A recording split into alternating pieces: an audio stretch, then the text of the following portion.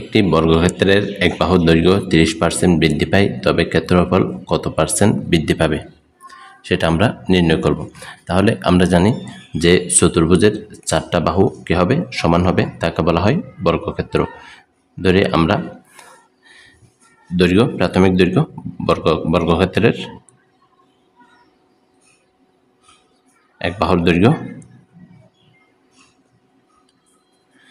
বাহুর দৈর্ঘ্য সমান ক একক।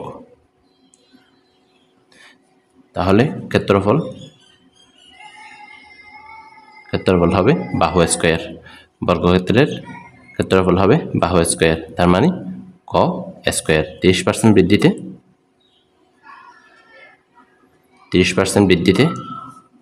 দৈর্ঘ্য, তাহলে ক থেকে বৃদ্ধি পেয়েছে। কার থেকে বৃদ্ধি পেয়েছে? ক থেকে বৃদ্ধি পেয়েছে। ক এর কত পার্সেন্ট? 30%। তাহলে আমরা এখানে পাই ক 30 ক, নিচে 100, তাহলে এখানে 3, এখানে 10, তাহলে 10 ক প্লাস 3 ক 13 ক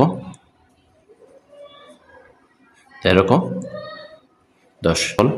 সুতরাং 30% বৃদ্ধিতে ক্ষেত্রফল হোল স্কোয়ার, আমরা জানি 13 এর বর্গ 169, নিচে 100 ক স্কোয়ার।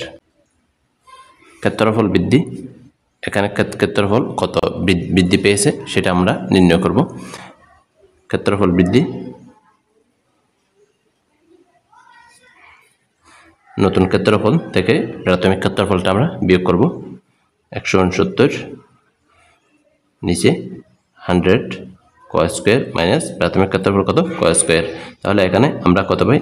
169 ক স্কোয়ার মাইনাস 100 ক স্কোয়ার, নিচে 100, তাহলে 69 ক স্কোয়ার, নিচে 100। তাহলে আমরা এখানে পাই কত? 69% ক স্কোয়ার, অর্থাৎ প্রাথমিক ক্ষেত্রফলের 69% বৃদ্ধি পেয়েছে।